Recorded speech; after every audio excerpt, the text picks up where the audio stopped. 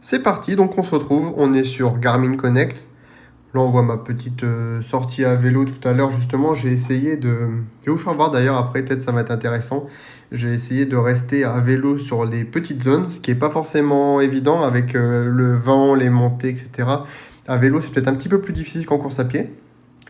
En tout cas je vais essayer de vous montrer comment j'ai configuré ma montre. Alors pour configurer la montre il faut aller dans plus, appareil Garmin, donc là on voit ma montre. Alors, je crois que c'est dans paramètres de l'appareil. Exactement, donc là on peut activer, désactiver des choses. Moi je désactive le FC au poignet, je désactive les suivis des activités. Si vous utilisez votre cardio au poignet, activez-le. C'est pas dans système, autant pour moi. Je pense que c'est plutôt dans paramètres utilisateurs. Voilà. Dans paramètres utilisateurs, en bas vous avez zone de fréquence cardiaque. Et donc c'est là que tout va se jouer. Alors nous on est dans... Ah donc non, je suis dans... Moi j'utilise pourcentage de réserve FC en pourcentage, c'est ça. Donc moi j'utilise ça.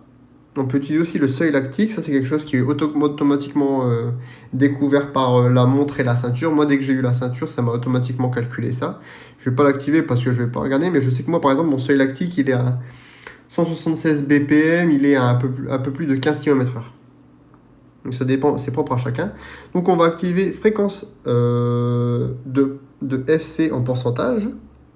Et ensuite on va venir référencer ici le minimum de l'intensité, enfin le nombre de battements à laquelle votre cœur peut descendre.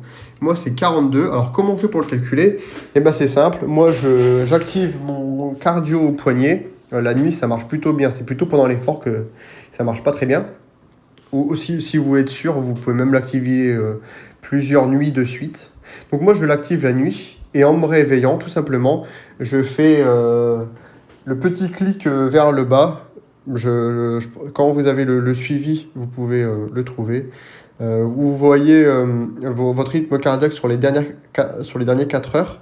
Et en fait, il vous dit, peut-être que je mettrai un screen. Je pense que j'ai un screen, enfin, où j'ai pris en photo ma montre. Il vous dit c'est quoi le max et c'est quoi le min et peut-être la moyenne. Ou bien il vous dit le... Ouais, je sais plus. Ou deux des trois. Et donc du coup, vous pouvez prendre le minimum et vous allez le mettre ici en haut, fréquence cardiaque au repos.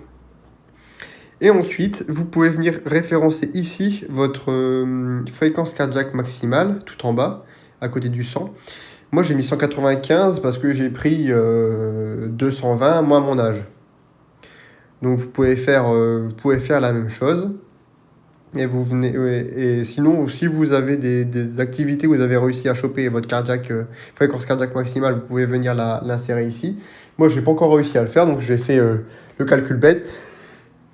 Excusez-moi, 220 moins mon âge. Et je suis venu le référencer ici. Et donc là, ça me calcule toutes mes zones. Zone 1, zone 2, zone 3, zone 4, zone 5. Donc zone 1, c'est la zone grise, c'est la zone de l'échauffement. La zone 2, c'est la zone bleue easy. Donc ça, c'est la zone de footing. La zone bleue, la zone easy. Ensuite, vous avez la zone 3, c'est la zone aérobie, c'est la zone verte. Ça, c'est la zone où vous allez faire des footings avec un peu plus de rythme. C'est pas vraiment, c'est entre le footing et le seuil, quoi. C'est une sortie avec un peu de rythme. En fait, là, je pense que la plupart des gens qui tombent dans le piège font des sorties dans ce seuil-là, dans ce segment-là. Et il faut faire attention avec ce segment-là, c'est à utiliser avec parcimonie. Moi, je travaille une fois par semaine dedans. Sur 6-7 sorties, je travaille sur 5 sorties, je travaille une fois dedans. Après, si on commence à faire 7-8 sorties par semaine, on peut travailler 2 fois dedans. Mais en tout cas, c'est pas très fréquent qu'on travaille dedans. La plupart du temps, moi, je fais souvent échauffement, zone grise. Après, je finis sur la zone bleue. Et si c'est un footing, je travaille sur la zone bleue. Après, sinon, zone verte, c'est une séance spécifique. La zone orange qui est juste après, c'est un autre travail, un autre type de séance. C'est des séances de tempo, des séances de seuil. Ça, c'est encore une typologie de séance particulière. Et après, on a les séances de SP, donc les séances de VMA courte, VMA longue, SP 10 km, SP 5 km, etc. C'est dans la zone rouge, donc entre 180 et 195 pour moi.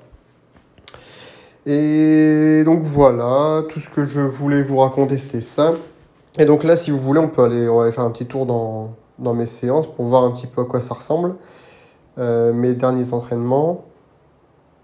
Non, c'est pas dans ça, c'est les entraînements que j'ai programmés dans ma montre. Ça doit être dans activité, course à pied, par exemple. Donc là, on va regarder, j'ai fait 1h05. C'était un footing, je crois. Voilà. Donc là, vous voyez, de mon footing, j'ai fait 19 minutes d'échauffement. Donc vraiment 19 minutes dans la zone grise, allure très faible. Et après, j'ai fait 45 minutes dans la zone bleue, en facile. Et j'ai dû faire un petit peu d'aérobie. J'ai dû monter à un moment donné à 148, 149. Des fois, un petit faux plat montant, un petit truc comme ça, où des fois, on n'est pas forcément sur la montre. On fait un petit peu d'inattention, où on s'emballe un petit peu, on saute de zone. C'est pas grave, hein, mais l'important c'est d'essayer de faire le max pour rester dans la bonne zone. Et donc voilà, ça c'est un petit exemple. Et sinon, je peux vous montrer après, peut-être. Ah bah là, il y était la séance que j'ai fait tout à l'heure à vélo. Vous allez voir que j'ai essayé de rester dans la zone bleue. Et en fait, je suis resté quand même pas mal dans la zone grise, 40 minutes, et 53 minutes dans la zone bleue, sur une sortie de une heure et quelques, quoi. Avec 133 en moyenne et 146 au maximum.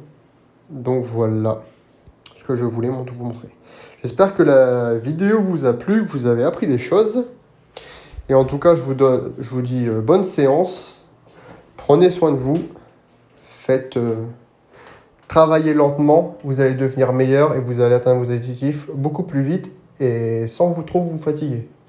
C'est important pour le corps. Merci à vous d'avoir regardé la vidéo. À très bientôt. Au revoir.